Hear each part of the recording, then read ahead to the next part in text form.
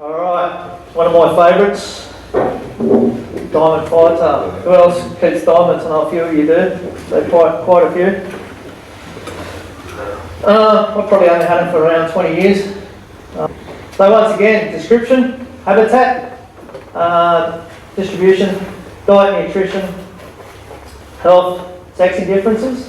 Some people find them hard to sex, but once you've had them for quite a few years, you learn what to look for, what the differences are, and observation. Just keep looking at them, watching them, and you'll see the differences.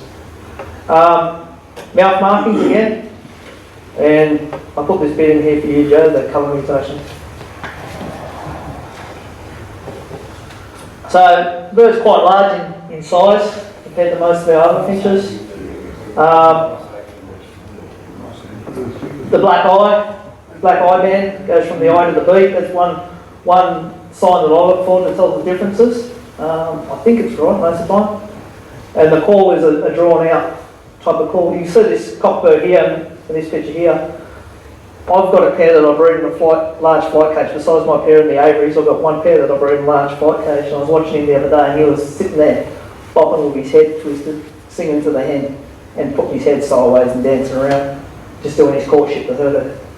Either they're on eggs or they're going to start laying again. So, but well, just while I've got this photo here, what I look for in the diamond is good spotting down the sides. Obviously good size and shape. Good sized bird, but yeah, mainly the spotting down the side of the wings, under the wings I should say. Habitat. Who's ever seen diamonds in the wild? Pretty spectacular. Both places I've seen have always been cold areas. Up the mountains or down south. They used to fly freely around here many moons ago. Yeah, any of the locals from around here, around Cabramatta, they would have Greystones. Joe's got all the ones from Greystones now. So they normally occur in open forests, rivers and creeks, wooded farmlands. Quite a few reportings lately around Victoria because that's one of their locations. And you normally get them in flocks of 5 to 40 birds. And currently they separate them into smaller flocks when they go to breed, August to January. They build a roost nest, so anyone's kept diamonds before they normally do build a roost nest in shrubs. So they don't nest, to my knowledge, they don't nest up that high, maybe a couple, 2 to 3 metres up the tree or a shrub for their roosting nest. So, distribution, where do they come from? SA, up the east coast, where's that? It's probably just south of Bundaberg, I'd say.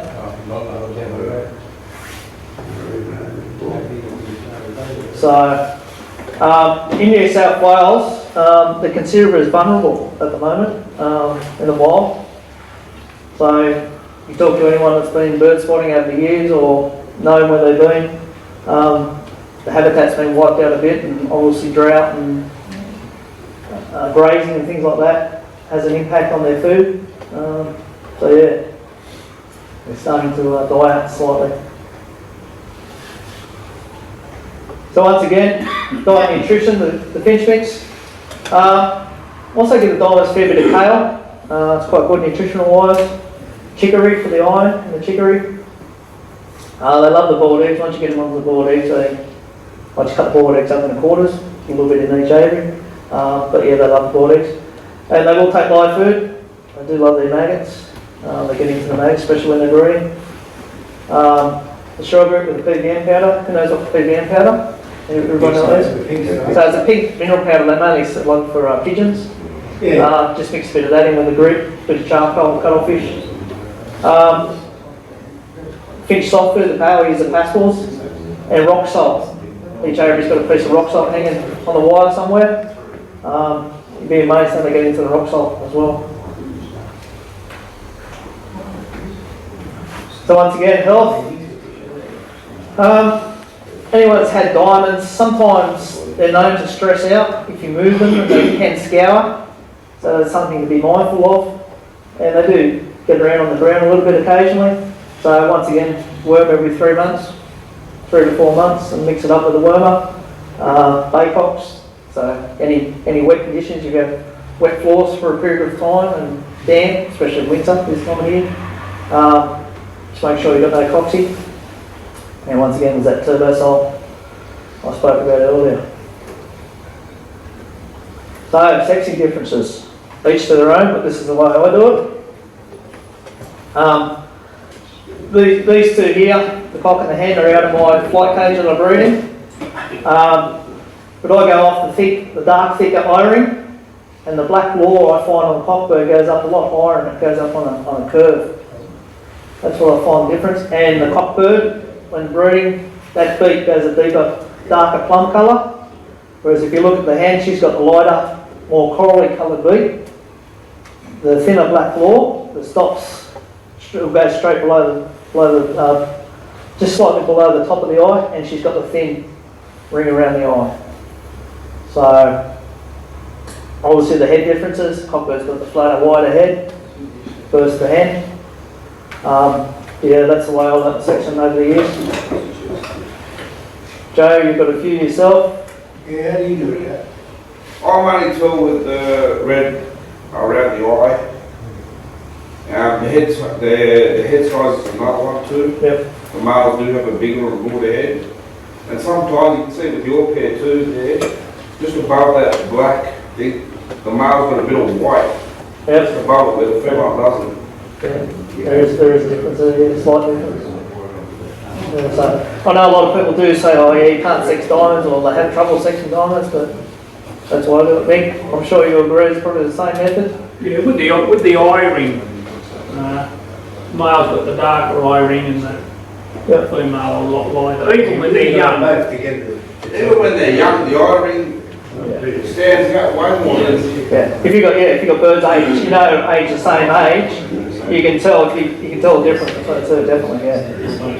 Also, Jason, when the hen lays, her beak goes lighter, it goes like a coral thing. Yeah, it goes lighter again. Yeah, because the calcium. Right, good yeah, so what I was just saying is as the hen lays, he finds the colour of the beak goes a lighter colour. This is the calcium coming out of the bird's body.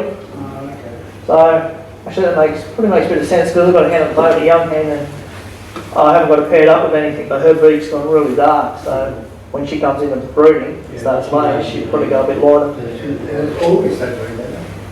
I'll breed. If you get the right conditions, I'll breed all year round sometimes. Well, it depends on the weather and wet feeding. They like the winter. Yeah, they're known to be in a cold environment. So when we talk about cold environments, they're pretty tough bird because last time I seen it was down at Goulburn, middle of winter, it was freezing and they're out there flying around. So they're quite hardy. Breeding, anyone that's kept them before, they breed when they build in the bush and in the brush, they build a massive nest. It's quite long, it's probably the length of my arm. They'll breed an entrance tunnel going up and in, and at the end they'll have a ball. They'll normally take in a bit of sticks and bits of leaf and grass and feathers, and they'll line it. Also find mine use some of the larger style budgie nest boxes, or the smaller finch barns, but I cut the hole out bigger, so I find they won't go near the normal size finch boxes because they've got the small hole. But once you cut them out a lot bigger, they'll tend to use them. Right. About the breeding in the trees with the box, I find the pair starts to breed, a young pair starts to breed in the bush. That's what I'll say. Yeah. They'll start to breed in the box. They'll move from box to box. Yeah. I I find too is, as Joe said, once I've noticed that, come to think of it, they build in the brush and nest there, they'll normally go back that spot time after time. Same with the box. But if your young ones paired up at the moment, there's a few infertile eggs, I'll clean the nest out, get them to go again, they'll go back to that box again. They've got other choices, but they'll go back to that same box again. Well, they move back to that box, they won't go to the bush. Yep. So this is what the young one looks like when they first come out. So they're quite flighty when they first come out. tend to crash and bang into the wire for the first couple of days until they settle down. And yeah. But when breeding also, I give them tonics, a mix of tonic seed, the red panikin, the plain canary as well for the protein. So mouth markings. I spoke earlier about the different mouth markings. Who keeps buildings? Viewers? That's the bottom one. Joe's picked it straight away. That's the bottom one. I reckon the middle one is. That's a firetail. I can tell you that much.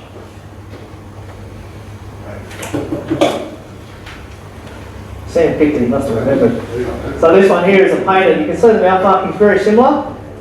And the top one is a diamond. So, as you can see, they're very similar, but they are slightly different. So, yeah, it's amazing when you go and feel these websites and have a look at all the different species and all the different mouth markings and the different patterns. So, I think I spoke about this at the Carpet Club, that if you happen to walk in your aviary and you found, if you knew your diamonds were nesting, for instance, and you picked up a young one that had fallen out of the nest, and geez, where did this come from if it hadn't only young?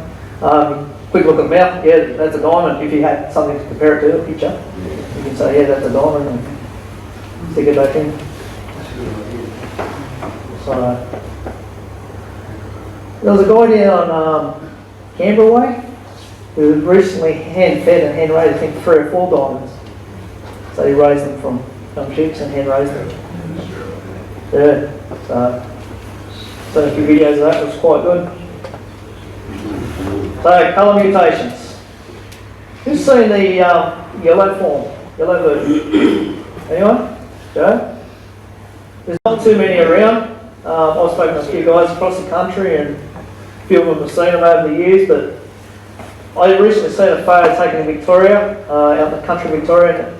There's 2 diamonds on a water trough, a cut water trough, concrete trough. There was one normal diamond and one of the yellows. So, I was speaking to Gary McRae late last year, and he said he did know of some over there. He tried to buy them off the people, off the lady. She didn't want to part with them. Months later, he went back to swap some other birds and said, "Where are your diamonds gone?" Rat got in and cleaned the lot up. So there was half. I think he said there was 3 pairs there of the yellow form. Silvers, I don't believe they exist in Australia. Could be wrong. So yellow silver, these are from overseas. Overseas you could see quite a few mutations, colour mutations in the diamonds that we don't see here. That's your yellow, one at the front's yellow fawn, that's a normal fawn at the back. So we do have fawns here. We have pied fawns as well. Pied or fawn or cinnamon, whatever you like to call them. Cinnamon. And that's a pied, we've all seen pieds here in Australia. I do like, my favourite's probably the yellow fawn. I'm a big believer in you must maintain our natural stock as well, keep them separate, because once they're gone, we'll have nothing to go back to. They're starting to breed them now for the yellow ones. Yeah, in the pieds you do see a few with the red bar across the front. Yep. There's a few guys up the coast and that, Yeah. even down the coast. Only males, not females. Only males. Yeah, because only the male's got the red feather, Only the males will get the red. even on the pie, isn't it? Yeah. And then if you notice for some of your normals, if you look very closely, you'll see a little red speck.